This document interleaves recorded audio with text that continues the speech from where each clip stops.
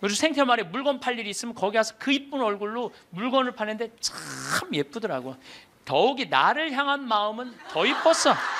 나를 향한 마음은 더 이뻤어. 근데 그 글라라가, 죽음을 얼마 앞둔 글라라가 그 이쁜 얼굴로 나를 환하게 웃으면서, 신부님 저 이제 죽는 거 하나도 안 무서워요. 그래서 왜요? 그랬더니 저 얼마 전에 죽어봤어요. 죽었는데 끝도 없는 꽃길이 펼쳐져 있더래요.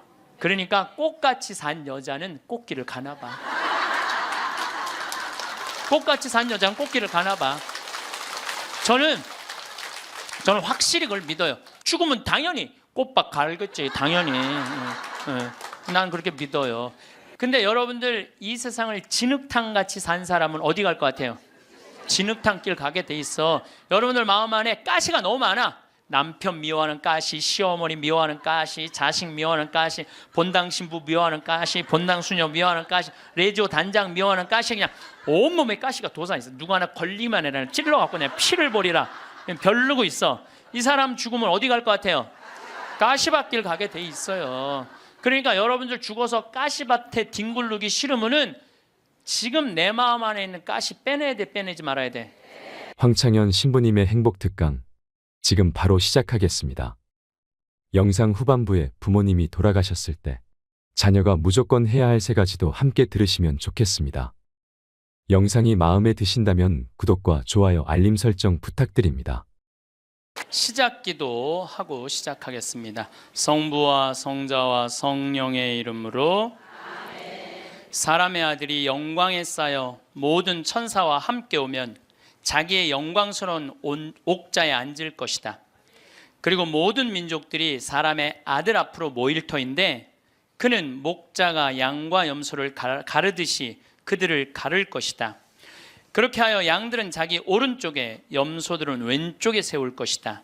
그때 임금이 자기 오른쪽에 있는 이들에게 이렇게 말할 것이다. 내 아버지께 복을 받은 이들아, 와서 세상 창조 때부터 너희를 위하여 준비된 나라를 차지하여라. 너희는 내가 굶주렸을 때 먹을 것을 주었고, 내가 목말랐을 때 마실 것을 주었으며, 내가 감옥에 있을 때 찾아주었다. 그러면 그 의인들이 이렇게 말할 것이다. 주님, 저희가 언제 주님께서 굶주리신 것을 보고 먹을 것을 드렸고 목마르신 것을 보고 마실 것을 드렸습니까? 언제 주님께서 나그네 되신 것을 보고 따뜻히 맞아드렸고 헐 벗으신 것을 보고 입을 것을 드렸습니까? 언제 주님께서 병드시거나 감옥에 계신 것을 보고 찾아가 배웠습니까? 그러면 임금이 대답할 것이다. 내가 진실로 너희에게 말한다. 너희가 내 형제들인 이 가장 작은 이들 가운데 한 사람에게 해준 것이 바로 나에게 해준 것이다. 아멘. 성부와 성자와 성령의 이름으로 아멘. 참 예수님, 반갑습니다.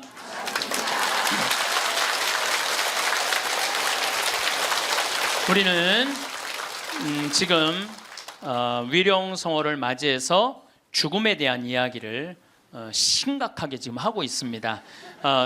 심각하게 하고 있는데 여러분들은 너무 재밌게 들어주셔서 감사합니다.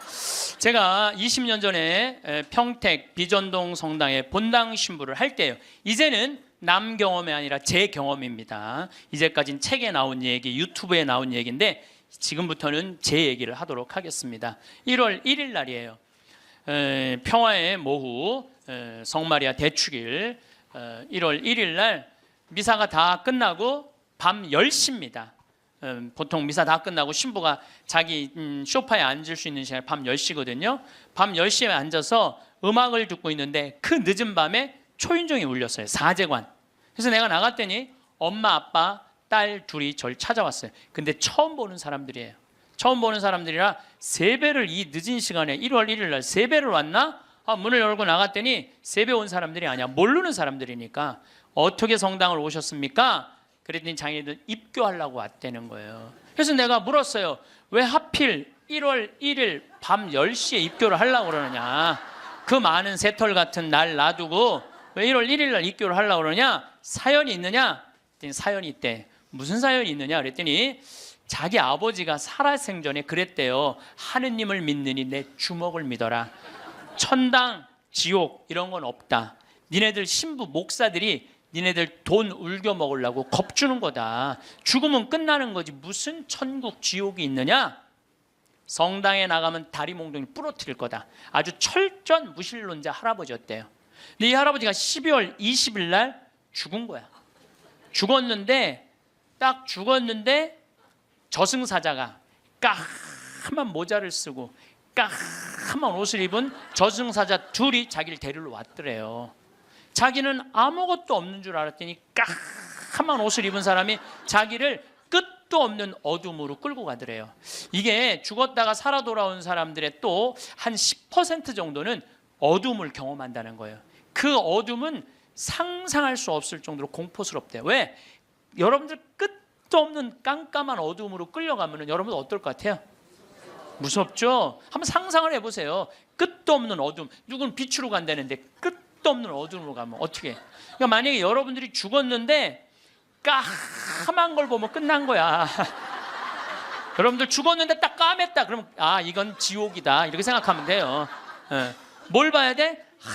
하얀 걸 봐야 돼요. 기도해야 돼. 하얀 빛, 나는 세상의 빛이라는 하얀 걸 봐야 돼. 어쨌거나 이 할아버지는 끌려가면서 끝도 없는 어둠으로 끌려가면서 이 저승사자들한테 매달렸대요. 나는 살아 돌아가야 된다. 왜 살아 돌아가야 되느냐? 그랬더니 나는 내 자식이 지금 셋이 있는데 그 자식들한테 신앙생활을 못하게 했는데 저승이 없다고 그랬는데 이렇게 저승이 버젓이 있으니 어떻게 하면 좋으냐고. 그래갖고 이 아버지를 땅에다가 3일째 하관 땅에다 묻는데 관을 두들기더래요. 실질적으로 이건 제 경험을 얘기하는 거예요. 관을 두들기를 해. 그럼 뚜껑을 열어보니까 죽은 아버지가 살아 돌아온 거야. 그야말로 죽은 아버지가 살아 돌아온 거야. 그야말로 죽은 아버지가 살아 돌아온 거예요. 여러분들 아까 내가 첫 시간에 계속 그랬죠. 죽은 아버지가 살아 돌아오면 믿을 텐데 그 죽은 아버지가 살아 돌아온 거야. 죽은 아버지가 살아 돌아와서 내가 죽었더니 저승이 있더라. 너희들 신앙생활 해라. 일주일을 살고 이 할아버지가 다시 죽은 거야. 그러니까 2번 초상을 치른 거죠. 2번 초상을 치르고 난 다음에 이 집안은 밤 10시에 날 찾아온 거예요. 그래갖고 우리 교리반에 등록을 해서 열심히 교리를 받고 한 번도 안 빠졌어요. 이 집 식구들은 열심히 교리를 하고 세례를 준 집이 있어요. 여러분들 이 성서에 부자와 나자로 얘기가 나와요. 마리아 마르타 오빠 나자로 말고 거지 나자로 얘기가 나와요. 아시죠? 네, 이 거지는 아무도 먹을 걸 주는 사람이 없었어요. 그래서 너무 배가 고팠어. 그래갖고 사람들이 그 부자네 집에 갖다 놨어. 그래갖고 그 떨어지는 빵 부스러기라고 먹으려고 그랬는데 빵 부스러기도 둔 사람이 없는 거야.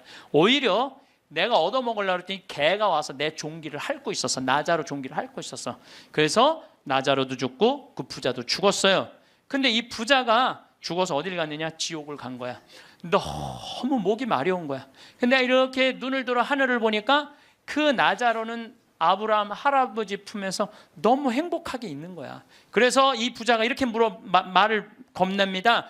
아브라함 할아버지, 저 나자로한테 물을 좀 한 방울만 축셔서 나를 좀 마시게 해주십시오. 갈증스러운 거죠.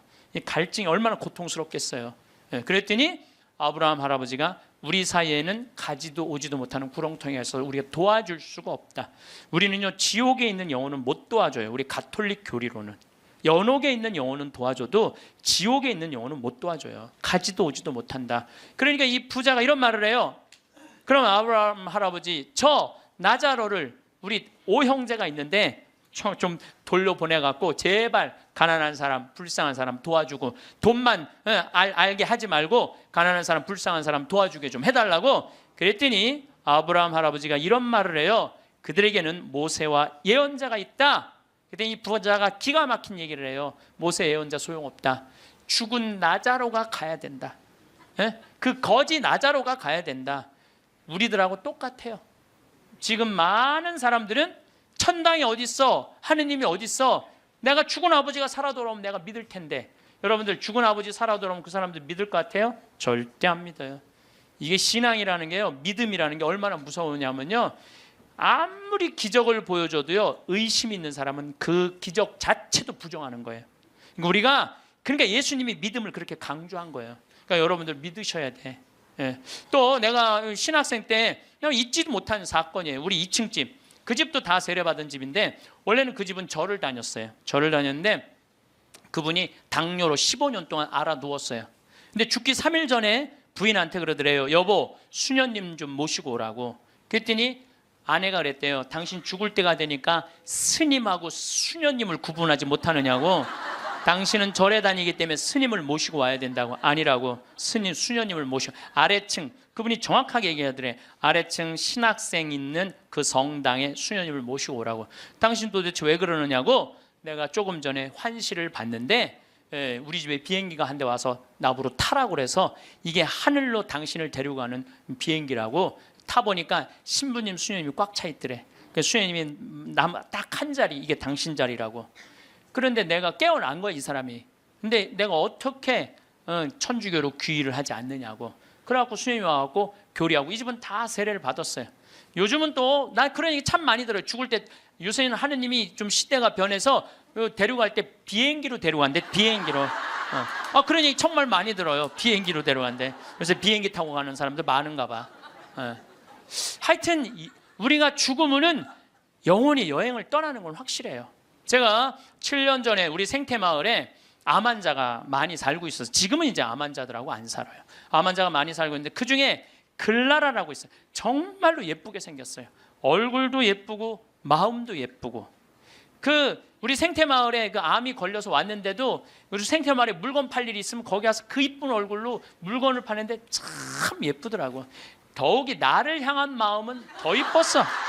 나를 향한 마음은 더 이뻤어. 근데 이 글라라가 폐암이 걸린 거야.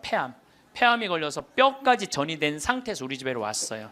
뼈까지 전이가 돼갖고 의사 선생님이 6개월밖에 못 산다는 거예요. 6개월. 근데 이 글라라 자매님은 소원이 있는 거야. 아들이 서울신학교 2학년을 마치고 군대에 갔는데 그 아들이 군대 제대하고 학부 3, 4학년을 마치고 대학원에 올라가고 3년을 더해서 신부 될 때까지 살아서 천미사 참여하는 게 소원이야. 천미사. 그러면 그렇게 살려면 7년을 더 살아야 되는데 6개월밖에 못 산다는데. 그래서 우리 황토 집에서 살아보자. 그래갖고 이제 황토 집 25평을 드렸어요. 그 그레고리오 형제님하고 글라라 자매님한테. 근데 기적같이 4년을 더 살았어요. 4년을. 서울대병원에서 당신은 살아있는 기적이라고. 온몸에 암세포가 있는데 이렇게 멀쩡한 거 보면 당신 기적 아니고는 설명이 안 된다고 맨날 의사 선생님이 그랬대요. 드디어 아들은 대학원까지 올라갔어요. 3년만 더 버티면은 드디어 아들 천미사를 볼 수 있는 거야. 그런데 그 더 이상은 못 견디더라고요. 머리까지 암이 전이가 되니까 그 이쁜 얼굴에 눈을 막 떠는데 내 가슴이 떨리는 거야. 왜 그러느냐 하면은 이제 살 날이 얼마 남지 않았구나. 그걸 보니까 너무 가슴이 아프더라고요. 결국은 일산 암센터로 갔어요. 내가 너무너무 사랑하는 가족들이니까 내가 찾아갔죠. 근데 그 글라라가, 죽음을 얼마 앞둔 글라라가 그 이쁜 얼굴로 나를 환하게 웃으면서, 신부님 저 이제 죽는 거 하나도 안 무서워요. 그래서 왜요? 그랬더니 저 얼마 전에 죽어봤어요. 죽었는데 끝도 없는 꽃길이 펼쳐져 있더래요. 끝도 없는 꽃길이 펼쳐져 있는데 그러더래요. 이 길이 하느님, 예수님, 성모님 만나러 가는 길이라고. 그러니까 꽃같이 산 여자는 꽃길을 가나 봐. 꽃같이 산 여자는 꽃길을 가나 봐. 저는 확실히 그걸 믿어요. 왜냐하면 저도 강원도 평창에 살면서 마음이 참 좋아요. 생전 사람 미워할 일이 있어야지. 사람을 만나야지 사람을 미워하지. 사람을 만나야지. 거기 일어나 보면 아름다워. 요즘은 또 물안개 피는 계절이거든요. 강에 물안개 피면요 너무 아름다운 거야. 밤하늘의 별도 아름답고 이 단풍도 아름답고, 그냥 여기에 감사의 꽃, 찬양의 꽃, 사랑의 꽃이 흘러 넘치는데 죽으면 당연히 꽃밭 갈겠지. 당연히. 난 그렇게 믿어요. 끝도 없는 꽃길을 가고. 근데 여러분들 이 세상을 진흙탕같이 산 사람은 어디 갈 것 같아요? 진흙탕 길 가게 돼 있어. 여러분들 마음 안에 가시가 너무 많아. 남편 미워하는 가시, 시어머니 미워하는 가시, 자식 미워하는 가시, 본당 신부 미워하는 가시, 본당 수녀 미워하는 가시, 레지오 단장 미워하는 가시, 그냥 온몸에 가시가 도사 있어. 누가 하나 걸리만 해라 찔러갖고 그냥 피를 버리라 별르고 있어. 이 사람 죽으면 어디 갈 것 같아요? 가시밭길 가게 돼 있어요. 그러니까 여러분들 죽어서 가시밭에 뒹굴르기 싫으면은 지금 내 마음 안에 있는 가시 빼내야 돼, 빼내지 말아야 돼? 누구를 위해서? 그러니까 여러분들 남을 용서하는 게 기분 나쁜 게 아니에요. 남을 용서하는 거는 나를 위해서 용서하는 거야. 그 사람을 위해서 용서하는 게 아니고. 그러니까 다 가시를 빼고 마음 안에 사랑의 꽃, 용서의 꽃, 희생의 꽃, 감사의 꽃, 찬양의 꽃이 있어야 돼. 네, 뭐 여기 많은 교우들 중에 신부님 좀 미워서 죽게 자랑이 아니에요. 그게 나 곧 가시 받길 뒹굴로 준비돼 있어요. 그 얘기하고 똑같은 거예요. 끝도 없는 꽃길이 펼쳐져 있더래요. 너무 행복하더래요. 근데 이 집 첫째 아들이 신학생이고 둘째 아들이 안드레아라는 아이인데 그 딸이 또 하나 있어요. 근데 이 둘째가 너무너무 괜찮은 애야. 엄마 아빠는 우리 생태마을에 와서 4년을 살았지. 이 형은 신학교 들어가 있지. 여동생 밥을 고등학생, 수험생 얘가 다 해주는 거야. 대학생이 자기 대학 다니면서. 또 내가 서울교구 서울 이 강남에 사는데 서울 금본당에 강의 오고 물건 팔러 오면은 또 신부님 오신다고 그 젊은 남자아이가 와서 물건 다 파는 거야. 그리고 야 밥 사줄게 그러더니 신부님 동생 밥 해줘야 돼. 그리고 얼마나 괜찮은 애예요. 근데 얘가 군대 가서 뭘 배웠냐면 심폐소생술을 배워둔 거야.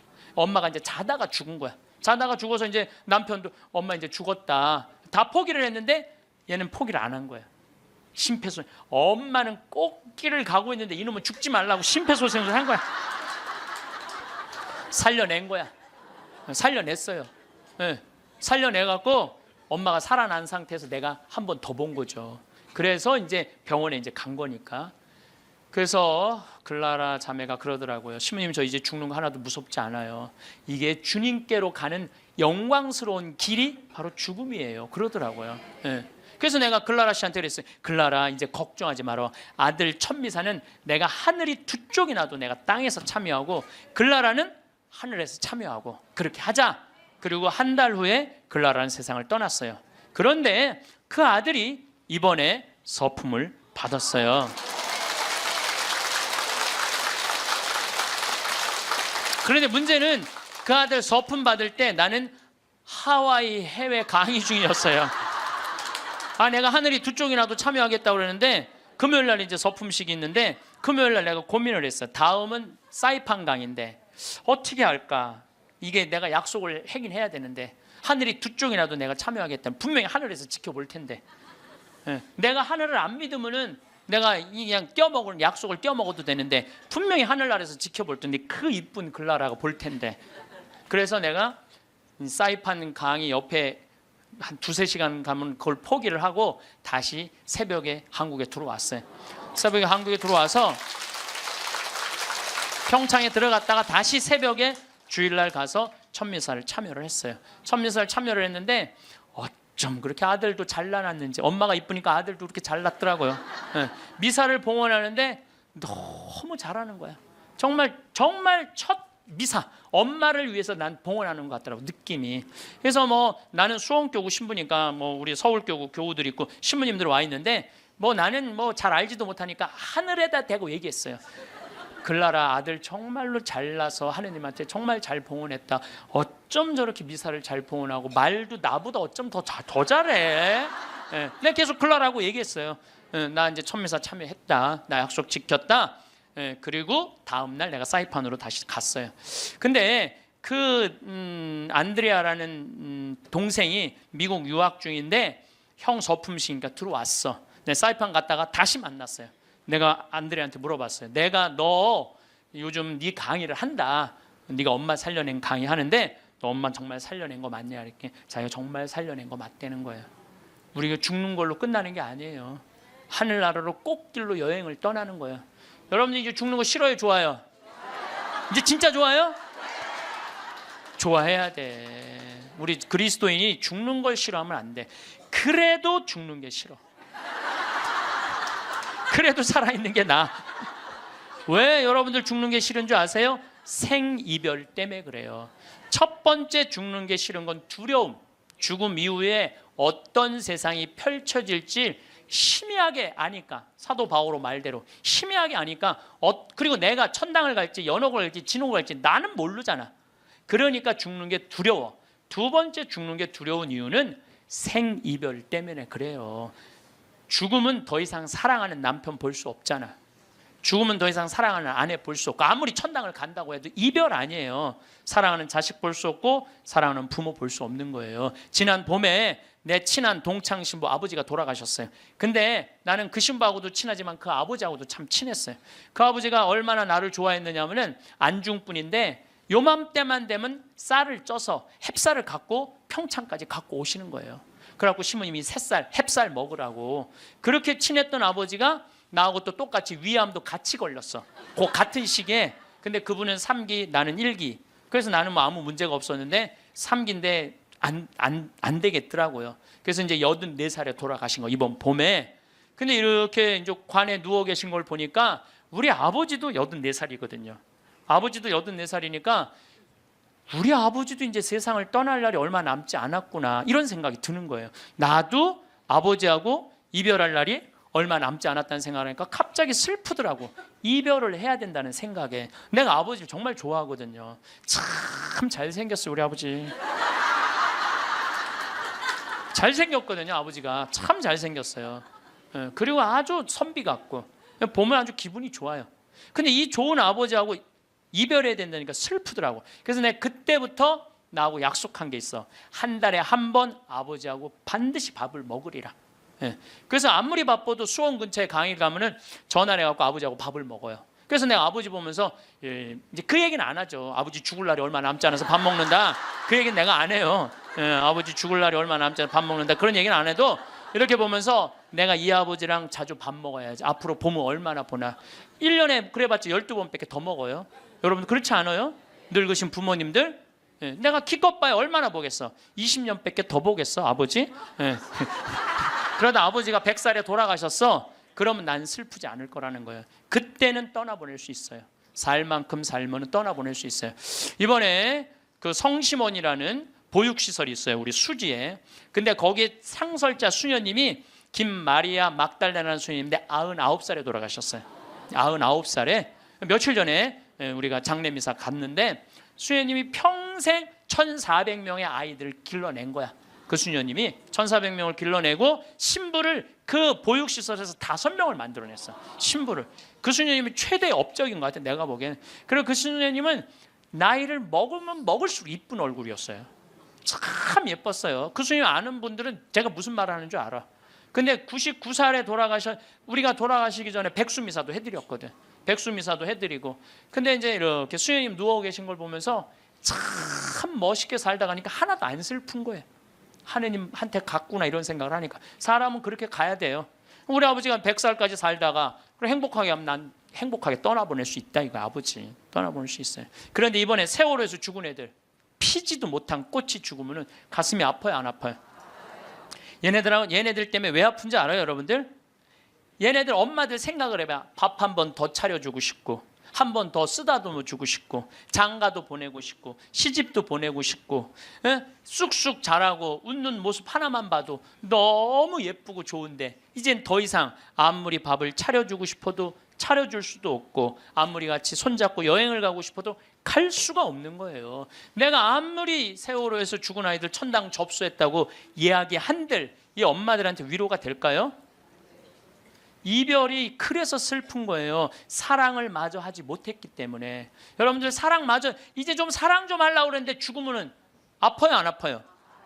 그래서 저는 사랑도 나중에 하지 말아라. 사랑도 언제 해라? 지금 해라. 죽고 난 다음에 울며 불며 통곡하지 말고. 여러분들 주위에 있는 사람들 어떻게 다 소중한 사람들이에요.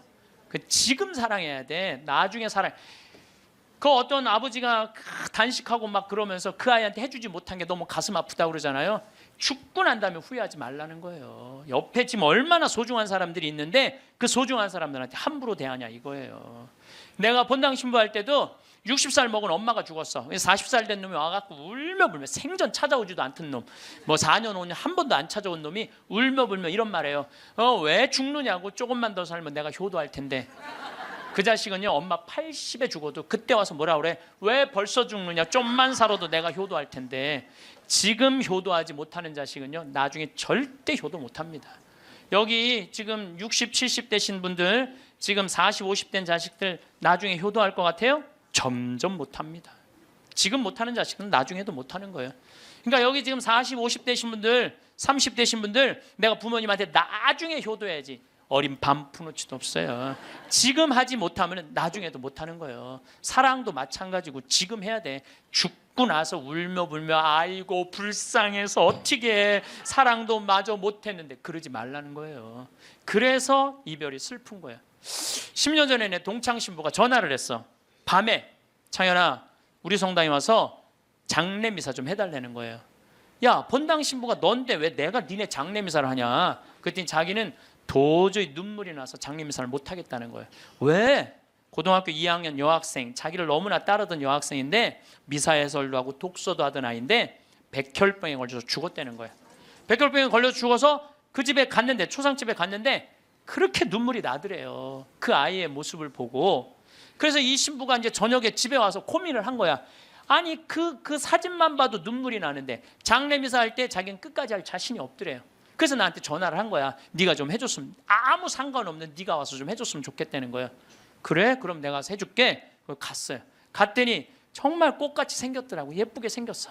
그걸 엄마 아빠가 맨 앞에서 보니 안 울어요. 처음부터 울기 시작을 해요. 또 수녀님이 옆에 위로한다고 옆에 앉아있던 수녀님도 그냥 같이 울고, 성당 같이 학생활동하던 애들도 울고, 그걸 보니까 교우들도 울면 계속 울잖아. 다 우는, 옆에 신부 울고 다 우는 거야. 나만 안 울고. 내가 끝까지 했어. 나만 안 울고. 이 피지 못한 꽃이 죽을 때 우리는요 슬픈 거예요. 나는 이번에 그 유병원 씨가 처음에 내가 한 100억 정도 해갖고 보상해주겠다. 나는 그 말이 얼마나 화가 나는지 몰라요. 왜냐하면요 거기 죽은 아이 중에 2명은 예비 신학생이야. 신학교 가려고 그랬던 애들이 우리 교회 안에도 있었어요. 그리고 거기 보니까 그림 잘 그리는 애들도 있고, 거기에 무한한 가능성, 돈으로 따질 수가 없는 거예요. 돈으로 따질 수 없는 꽃을 꺾은 거야. 그럼 책임을 지고 죽어야지. 그게 뭐야? 도망 다니다가 이것도 아니고 저것도 아니고 산 것도 아니고 죽은 것도 아니고. 이 정말로 화가 나요. 화가 나. 그걸 보면은요 얼마나 소중한 아이들인데 우리들이, 이 어른들이 걔네들 앞에 창피한 거예요. 지금 어른들이 그 아이들한테 창피한 거예요. 이거 나는 그때 물론 그 유병원 씨도 나쁘다고 생각하지만 나도 반성 많이 했어요. 난 도대체 뭘 교우들한테 가르친 거야. 내가 못 살았기 때문에 저 아이들이 죽었지 않았나 이런 생각 들더라니까요. 우리 모두의 잘못이죠. 피지 못한 꽃. 그리고 또 장례미사 할 때 언제 이 아프냐 하면은 30살, 40살 된 엄마가 폐암, 위암, 유방암 걸려갖고 3살, 5살, 8살짜리 낳아놓고 그냥 애들이 소복 입고 앉아있는 거 쳐다보고 있으면요 가슴이 아파요. 이 엄마는 뭘 못한 거야? 도리를 못한 거야. 부모로서의 도리를 해야 되는데 부모로서 도리를 못한 거야. 부모로서 애들은 적어도 시집장가 보내고 죽어야 될 거 아니야. 근데 그냥 중간에 그냥 그렇게 병으로 죽으면 걔네들은 어떻게 하라고. 여러분들 막내까지 다 시집장가 보냈어. 마지막 신혼여행 떠나보내고 손님 다 보내고 부부가 저녁에 이렇게 차 한잔 마시면서 뭐라 그래요? 여보 우리 이제 죽어도 여한이 없다. 그러죠? 죽어도 여한이 없다. 할 도리 다 했으니까 사람은 세상에 살면서 사랑도 원도도 없이 해야 되고 도리도 해야 돼. 도리도. 또 60살 먹은 아줌마가 시집으로 왔더니 남편이 노름하고 빚을 잔뜩 져놨어. 그래갖고 그 빚 갚는다고 토요일날 일요일날 놀아봤던 적이 없어. 뼈가 빠지게 일을 했어. 자식들 교육시킨다고 그 잘난 옷 한 번 백화점에서 사 입어봤던 적이 없어. 맨날 10,000원짜리 20,000원짜리 길에서 사 입었어. 친구들 뭐 무슨 유럽 여행 가느니 동남아 여행 가느니 그래도 니네들이나 갔다 오라 그러고 그 돈 가지고 빚 다 갚았어. 그 60살이 돼서 빚도 다 갚고 자식도 다 키워놨어. 돈도 어느 정도 생겼어. 그래갖고 나도 이제 남들처럼 한번 호강 한번 해봐야지. 그래갖고 이제 나가서 외식 한번 하면 먹으면 속이 미식거리네. 미식거리더니 급기야는 뒷목이 땡기는 거야. 그래서 이상하다. 소화제 먹어도 안 되니까 병원에 가보니까 위암 말기라는 거야. 그럼 여러분들 위암 말기 환자들이 뒷목이 땡겨요. 이상하게. 3개월밖에 당신 못 산다고. 그러면 이 60 먹은 아줌마 죽어요 못 죽어요? 한번 호강 한번 해보려고 그랬더니 이제 한번 나도 남들처럼 여행도 다니고 맛있는 것도 사 먹으려고 그랬더니 나보러 죽으랜다고. 난 억울해서 못 죽는다고 그래. 사람은요 이 세상에 태어나고 뭐를 해야 되냐면 호강을 해야 돼요. 행복해야 돼요. 이걸 못하면요 죽을 때 한이 돼서 못 죽어요. 그리고 우리가 살면서요 여러분들 뭐가 있느냐면은 살면서 기뻐야 돼. 내가 봉사활동에 여기 교우들 아마 봉사활동하는 교우들 많을 거야. 그렇죠? 근데 하는 게 너무 힘들어. 지겨워. 근데 예수님 십자가 어디 갔어? 예수님 십자가 예수님 얼마나 고통스러웠을까? 저거 따라서 그 지겨운 그 봉사활동을 십자가 생각하고 계속해. 기쁨이 하나도 없어. 그런 분들 나한테 상담하면 내가 뭐라는 줄 알아요? 당장 관두라고 그래요. 예수님 십자가 생각하고 계속 하지 말라고. 그런 사람들이 나중에 열받으면 예수님 다시 십자가 못 박을 사람들이에요. 못 박을 사람들. 예, 그런 사람들이 못 박아요. 되게 기쁨이 없는 사람들이 나중에 그 공동체를 다 깨요. 뭐든지 기뻐서 해야 돼. 뭐든지 즐거워서 해야 돼. 내가 기쁘지 않고 즐겁지 않으면요 나중에 죽을 때 한이 되는 거예요. 저는 이번에 아프리카 여름에 7, 8월 달에 아프리카하고 남미를 갔어요. 말로는 봉사, 선교로 갔는데 내가 비행기를 105시간을 탔어. 105시간. 그러니까 5일 동안 비행기를 탄 거 5일 동안 하늘에 떠 있었어. 그것도 비즈니스도 아니고 이코노미로만. 근데요 많은 사람들은 다 그래요. 신부님 힘들지 않느냐고. 근데 저는요 하나도 안 힘들어요. 너무 좋아요. 내가 막 교우들 만나러 가고 아프리카 가는 게 아프리카까지 가는데 26시간 비행기를 타야 돼요. 여기서. 그런데도 하나도 지겹지도 않고 너무 좋아. 비행기 안에 있으면서 글 쓰고. 이번에 이제 그 비행기 안에서 5일 동안 아무도 나를 건드리지 않잖아. 여기 있으면 그냥 온 사람이 날 건드리는데 비행기 안에서는 아무도 날 안 건드리거든. 그럼 5일 동안 그 책 쓴 거 그거 갖고 이제 원고로 이제 책을 이번에 내요. 그리고 나는 비행기 타면 즐길 줄을 알아요. 밤 비행기 타면요 여러분들한테만 내가 가르쳐 드리는 거야. 밤 비행기를 타면은요 비행기 표를 창가를 꼭 끊으세요. 창가. 그것도 날개에 끊으면 안 되고 맨 뒤에 꼭 꼬리 쪽에 끊으세요. 꼬리 쪽에. 그래갖고 비행기가 하늘에 올라가면요 깜깜할 때 창문을 열어보세요. 별이요 아래로 쫙 보여요. 별이 위로 보이는 게 아니라 아래로 쫙 보여요. 별똥별이 아래에서 쫙쫙 떨어질 때요 별똥별이 하룻밤에 2만 개가 떨어지니까 창문 열면 여러분들 아무 때나 볼 수 있어요. 얼마나 환상적인지 몰라요. 근데 잘 모르고 날개에다 끊으면 그 유도등 때문에 아무것도 안 보여요. 그래서 내가 맨 끝에 끊으라는 거예요.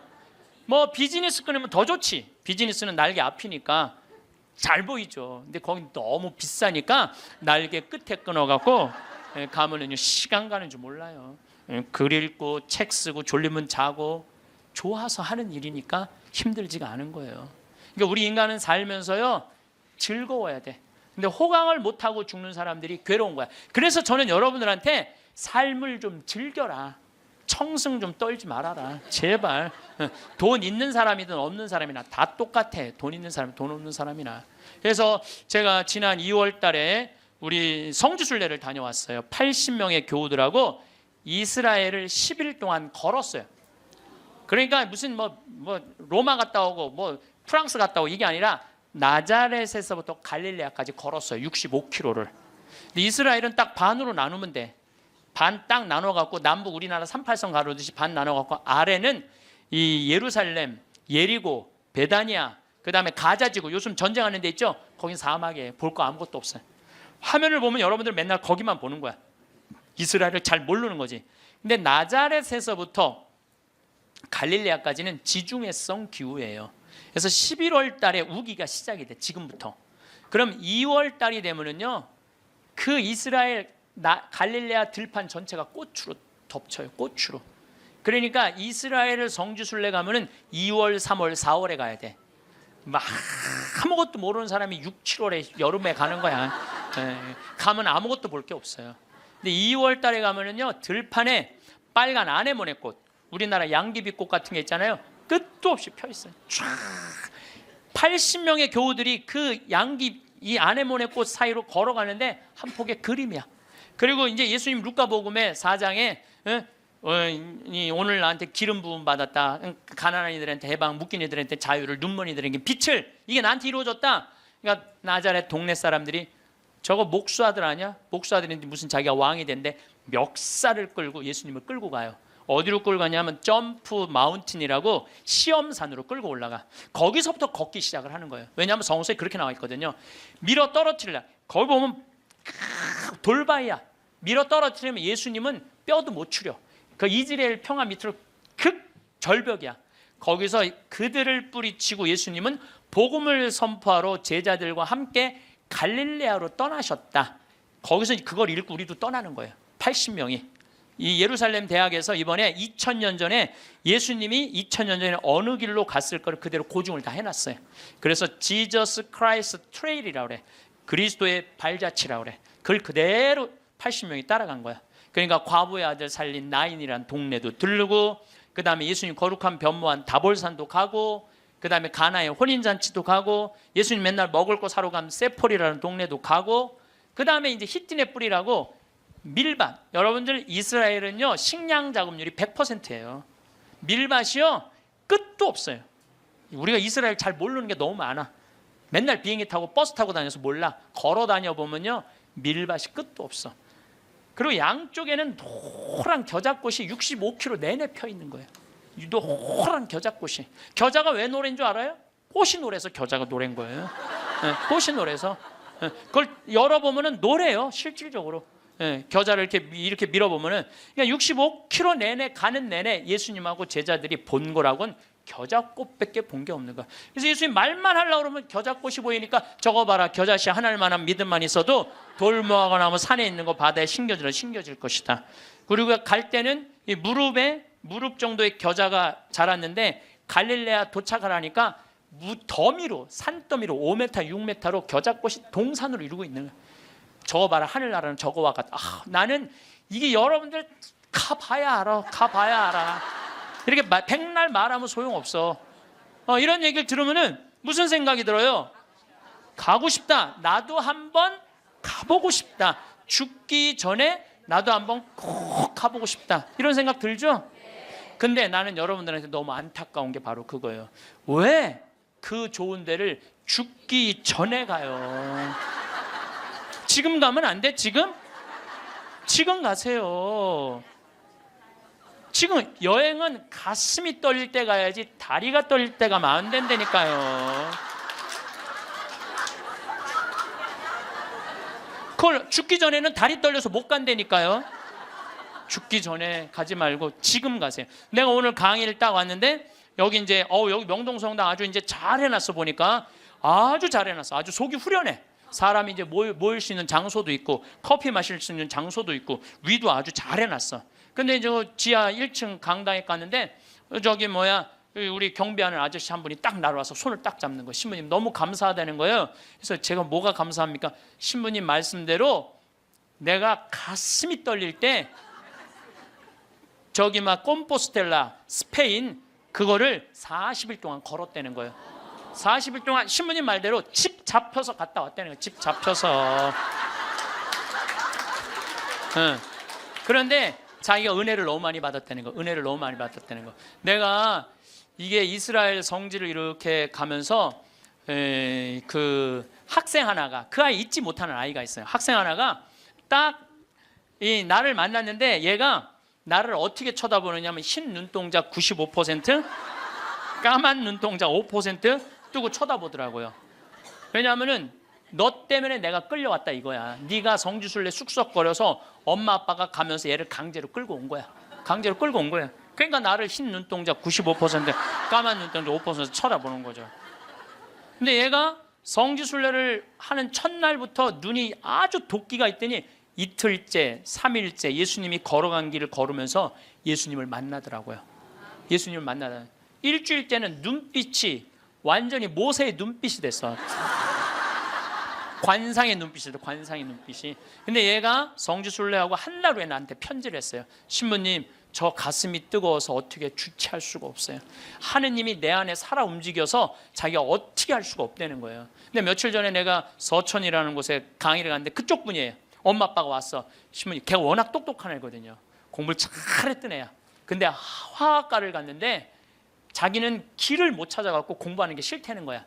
근데 얘가 지금 학교를 관두고 의대 공부를 한다는 거예요. 그래서 이제 내가 그랬거든. 나 지금 아프리카 봉사 가니까 의사가 돼갖고 좀 공부 좀 해라고. 근데 얘 공부하는 거예요. 이게요, 사람이요, 성지를 한번 갔다 오면요, 죽으면은 제일 좋은 건 죽으면 인생이 바뀌어.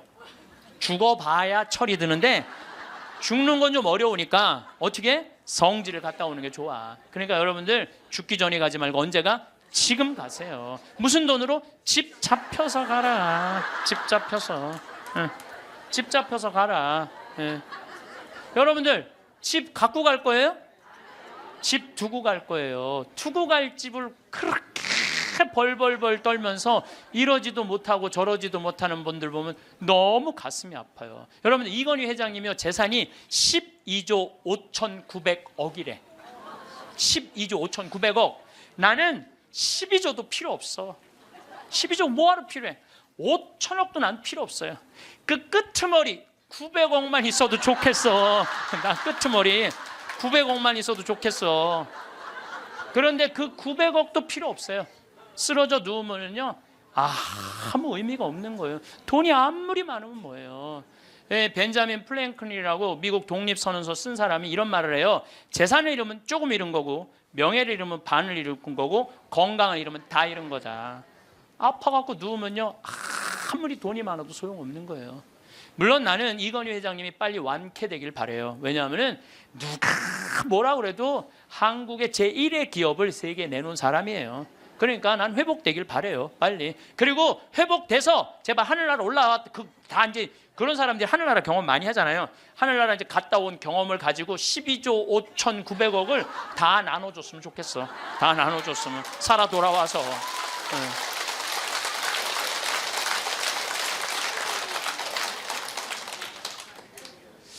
우리가요, 인생은 땅 따먹기 하고 똑같은 거예요. 여러분도 어렸을 때 땅 따먹기 해봤어요, 안 해봤어요?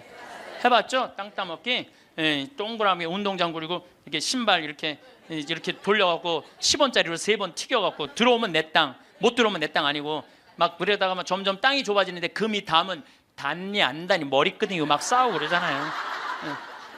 해가 뉘엿뉘엿질 때 엄마가 데리러 나와요. 철수야, 영희야, 너 해졌다. 밥 먹으러 가자.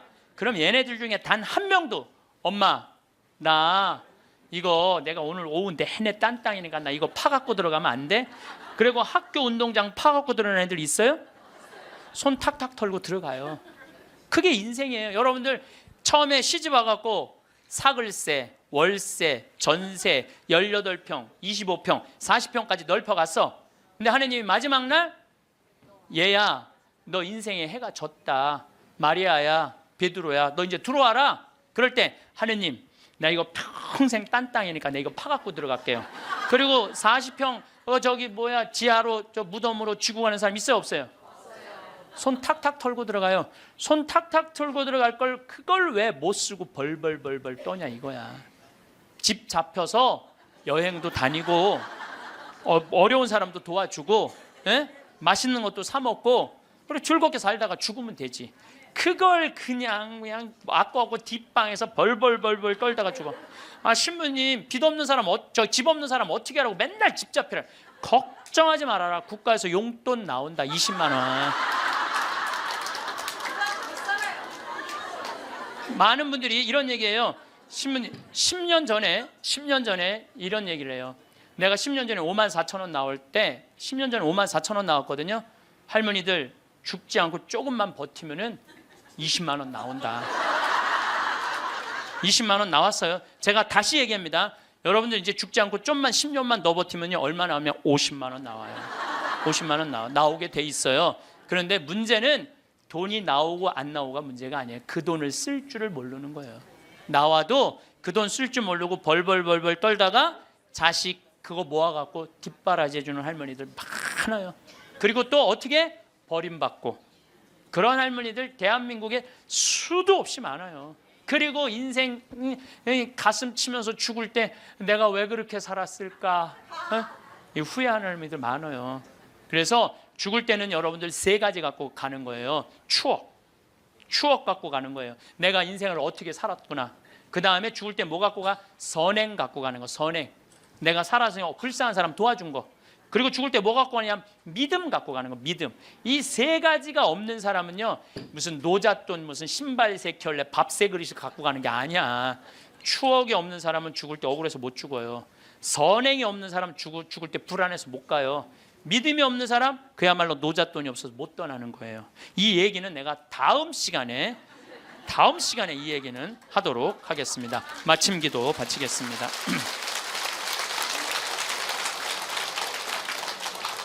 이 구상 시인이 우리 맨날 노벨상 받니 안 받니 그랬는데, 참 이 시를 죽음에 대한 시인데 너무 재밌게 썼어요.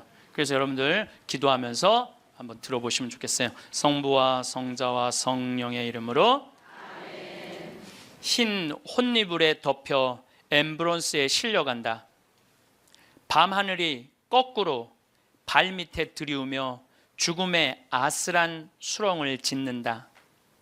이채로 굳어 뻗어진 내 송장과 사그라져 앙상한 내 해골이 떠오른다. 돌이켜 보아야 차고 투성이 한평생 영원한 동산에다 꽃 피울 사랑커녕 땀과 눈물의 새싹도 못 지녔다. 이제 허둥대자 부질없는 노릇이지. 아버지, 저의 영혼을 당신 손에 맡기나이다.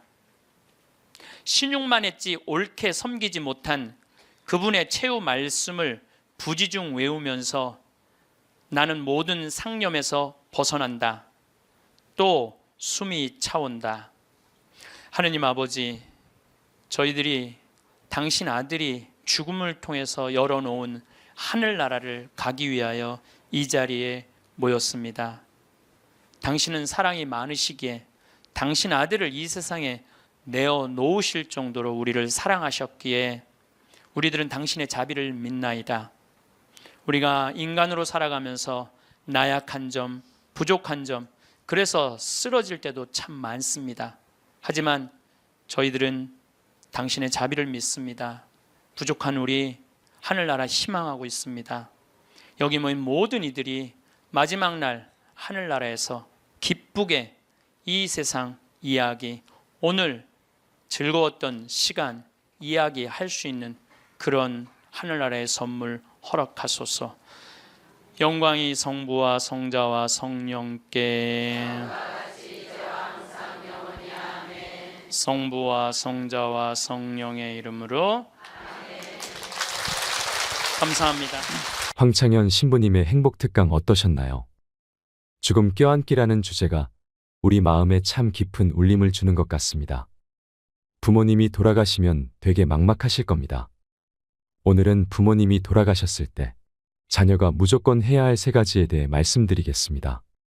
상속이 펼쳐졌을 때, 말 그대로 부모님 중에 한 분이 돌아가셨을 때, 아니면 일가 친척이 돌아가셨을 때, 배우자가 돌아가셨을 때, 장례를 치르고 나서 한번 꼭 보시면 큰 도움이 되지 않을까 싶습니다. 상속이 발생하게 되면 고인에 대한 슬픔에 잠겨 상속 관련 절차는 꼼꼼하게 신경 쓰지 못하는 경우가 있습니다. 또는 상속인들 간의 분쟁으로 신고나 납부기한을 놓쳐 가산세까지 납부하는 사례도 종종 발생합니다. 슬픈 헤어짐 속에서도 이것만큼은 꼭 챙기셔야 하는 것들에 대해서 말씀드리겠습니다. 부모님이 돌아가시면 제일 먼저 챙겨야 할 세 가지. 부모님이 돌아가시면 제일 먼저 챙겨야 할 첫 번째는 사망진단서 챙기기입니다. 사망진단서는 사망계 시일을 확인할 수 있는 서류로 상속인들이 상속 재산을 가져올 수 있는 근거가 됩니다. 피상속인과 상속인 간의 관계를 확정지어 피상속인의 사망을 원인으로 상속 권한이 있음을 입증할 수 있는 중요한 서류입니다. 부모님이 돌아가시면 제일 먼저 챙겨야 할 두 번째는 장례식장 비용 영수증입니다. 장례식장 비용은 관련 증빙 자료가 없다면 500만 원까지, 있는 경우 1000만 원까지 경비로 인정됩니다. 봉분을 하신 경우 봉분 비용도 500만 원까지 경비로 인정받을 수 있기 때문에 영수증을 꼭 챙기셔야 합니다. 부모님이 돌아가시면 제일 먼저 챙겨야 할 세 번째는 사망신고입니다. 사망 사실을 안 날로부터 30일 이내에 시읍면 사무소나 주민센터에 방문해서 신고하셔야 합니다. 기간 내 신고하지 않는 경우 과태료가 발생하니 유의하시기 바랍니다. 돌아가신 부모님 재산을 확인하는 가장 쉬운 방법을 아시나요?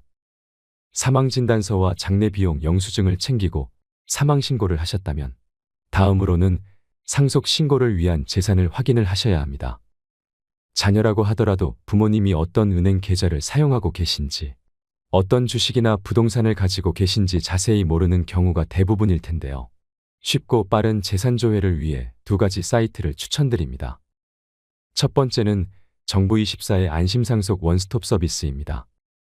정부24 홈페이지에 들어가셔서 안심상속 원스톱 서비스를 이용하면 쉽고 빠르게 피상속인의 금융거래, 토지, 건축물, 세금, 연금, 자동차 등 모든 재산을 한 번에 통합 조회할 수 있습니다. 두 번째는 금융감독원의 상속인 조회 서비스입니다. 여기에서는 상세 내역을 프린트해서 볼 수 있는 문서 형태로 확인이 가능합니다. 은행, 보험 내역을 세부적으로 확인 후 예금 및 보험금을 수령할 수 있습니다. 돌아가신 부모님이 쓰시던 핸드폰은 어떻게 해야 할까요?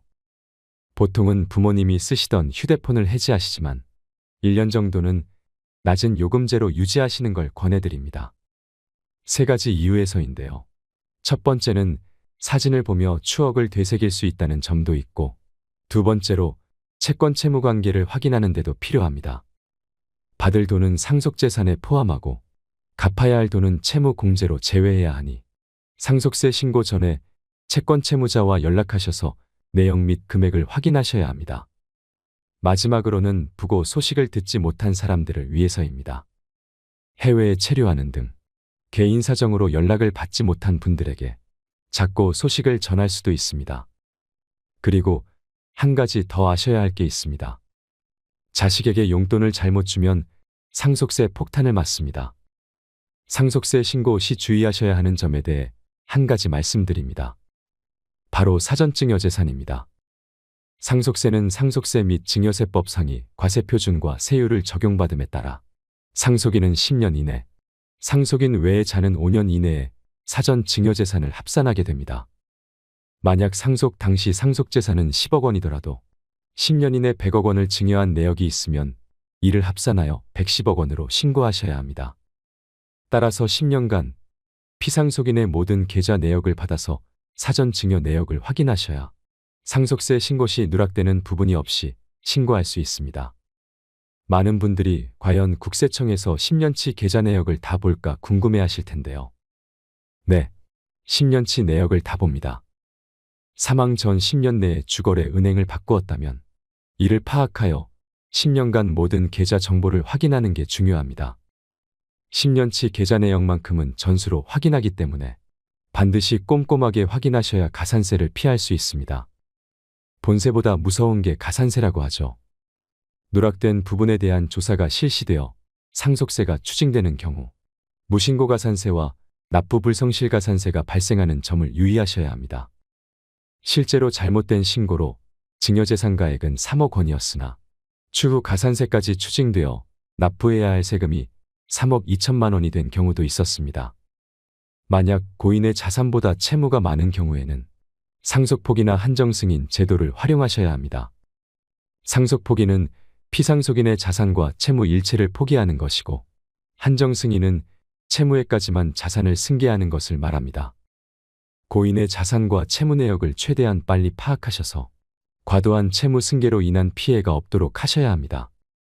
마지막으로 부모님이 돌아가시면 6개월 내에 꼭 해야 하는 것에 대해 말씀드리겠습니다.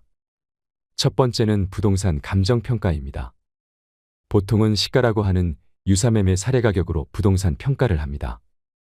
이는 같은 단지 내에 같은 면적 또는 5% 이내 면적의 물건, 공동주택 가격의 5% 이내의 부동산이 상속 개시일 전후 6개월 내에 팔린 가격을 말합니다. 다만 부동산 시장이 급락하는 상황에서는 부동산 감정평가를 받으시는 걸 추천드립니다.